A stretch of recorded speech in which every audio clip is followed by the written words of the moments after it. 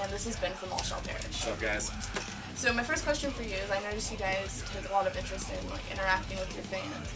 Why do you feel it's so important to interact with your fans? Mainly because I think we're just fans ourselves, you know, that just happen to join a band, and it's just fun, you know? It's like, why else be a band unless you can connect with people and have a good time?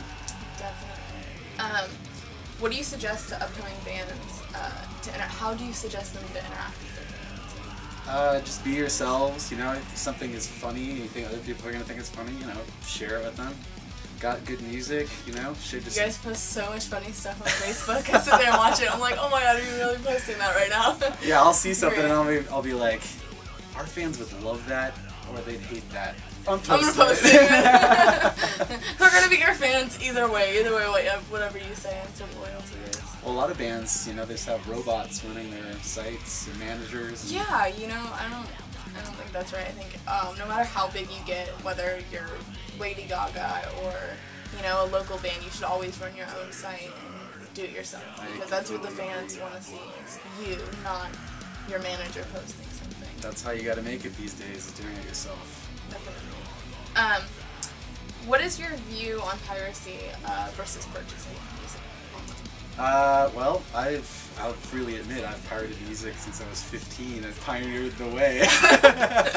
I think it's great, honestly. A lot of the bigger artists will, you know, argue that, because at the end of the day it does affect their paychecks, whether fans like it or not. But I think if you can keep it creative and interact with the fans like we were talking about earlier. Definitely. You should have really good solid Yeah, you should have fans that are down to buy your MP3s, or, yeah, you know? Definitely. On that subject, because you brought up like the paycheck situation, is that, I know you do We Need merch, so does that actually like help you out in the end? Like, is that kind of why you did it, was because it's a kind of a new age now of digital media, so you're like, well, I need to take on something else, because you help out local bands, right. Even, you know, you don't just do the bigger bands, it's all about local bands as well, you know, you help them out, work with them one-on-one with their music. I started We Need merch because after our 5th or 6th tour of not making a dime, and then, you know, I had my first kid, Grayson, who's now 5, and then my second child, Winter, who's now 2, you need to have a backup plan. You need to have some sort of extra income. You know, death metal is not going to pay your bills if you want to have a family. I'm sorry, you have to have Go something. buy merch from them, really good. So what I was going to say is that after so many tours of not making any money and seeing merch companies make a ton of money and rip us off and screw up our designs, I knew that I had to get in there and help the newer bands. Definitely. Yeah. Well, you definitely have. You've worked with us, you've worked with several bands I know. Do you think labels should be adjusting to the new age of digital media rather than trying to like push the physical distribution?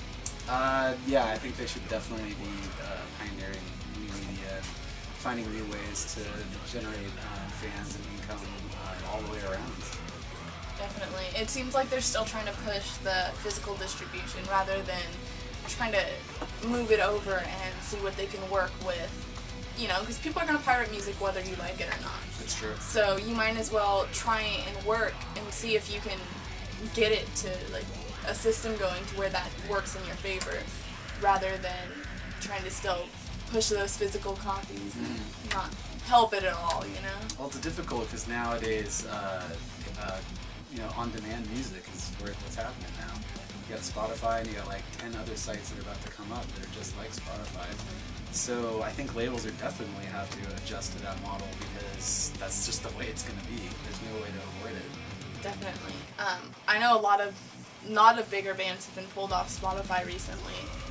How do you feel about bands being pulled off Spotify? I think that they don't. Spotify, you know, their service is amazing. The only thing I don't really agree with is the royalty rate that they pay independent artists as opposed to major label artists.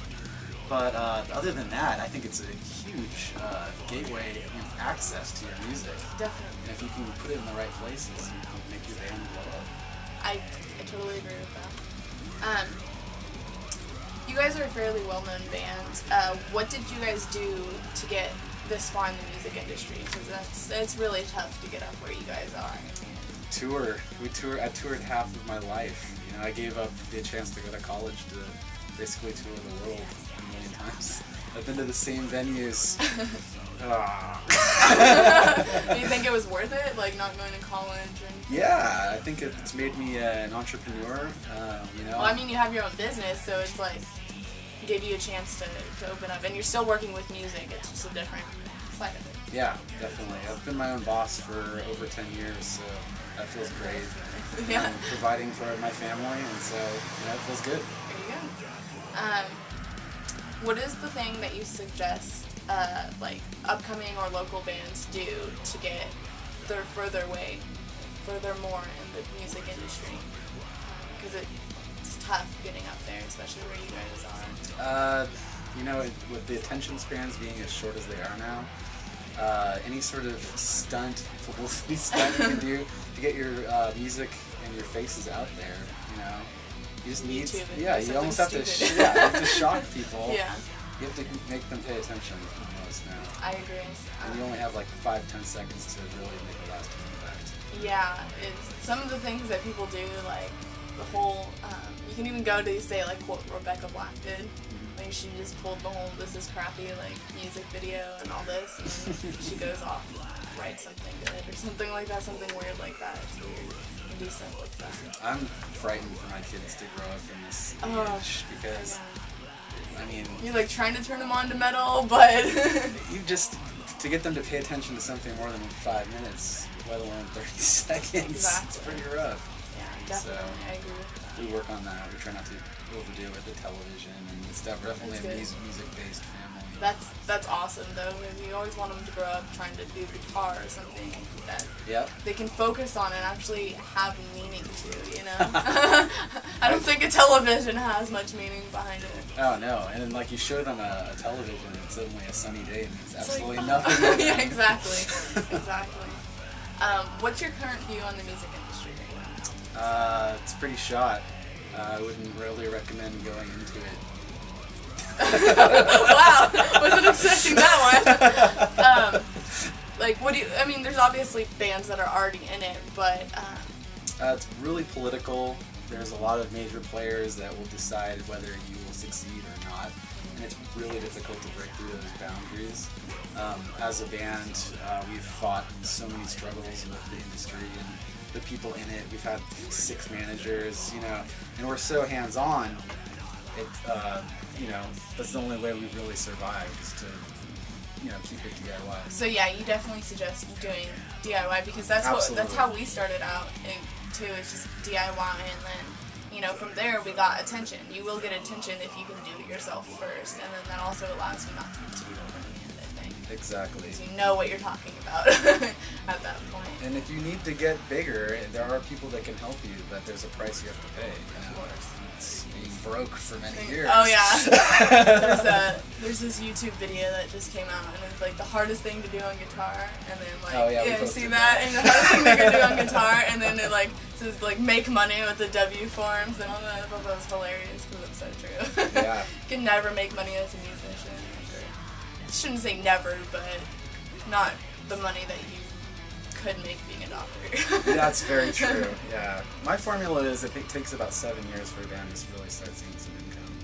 Definitely. What was the biggest change that you would like to do or like to see in the music industry? I could wish for one thing and it would completely crush another thing. That's very true. So I guess what I wish is for people just to support their artists.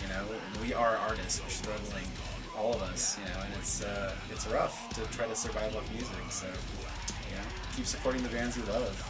It's all about support. We're actually promoting support more and more. Even just local community. Just go out to your shows, whether you know who's playing or not. Definitely. Because that could definitely, you could see your next favorite band. So it's totally about like local support and national support. That's a lot on the road. There's a lot of negativity towards local bands. To be honest, it's always like, who's the Jokel's playing tonight? You hear that crap all the time. Yeah. It's like, yo, remember where you came from. Yeah, you started out that way. Yeah. It's definitely how it is. It's like you just appeared here. Yeah, unless definitely. you're a boy band that some label made. There's also those people that are trying to like play with you just because you guys are famous too. There's always those, but there's people that want to play with you because like they've supported you going through your process, and they would Sure. love for you to do the same. But, so. you know, check out a song or two before Oh yeah. you judge. Oh yeah, exactly. Definitely agree with that. So I mean, we've been talking mainly about like the music industry and whatnot, but what's coming up for you guys next? We got a big headliner coming up in April. We're playing March 30th at the Oakland Metro. That's going to be the first show of the tour. So, yeah, big headliner. Then we're going to do European festivals. I got a good one. I was with my band before All Shall Perish. I was in Antagony. I know who they are. And we were on tour in a Toyota Tacoma with no drum set. We just went out on tour, show up to the venue, can we borrow your drum set? And it worked out. Anyway, we were driving around, we were in Texas, and it was like 4 in the morning. We're like, we have to sleep. Just pull over, and like, we had a tent. And we found this great grass lawn, pitched the tent, and we wake up to, everyone out of the tent, come out with your hands up! And we're like, what the fuck? We come out, we had camped out in a cemetery on a grave. Oh my god. And basically we're just like, we're from California, sorry. They let us go. They let you go because you're from California. They're like, those guys are stupid. Yeah, pretty much. We were all like 17, 18. That's awesome.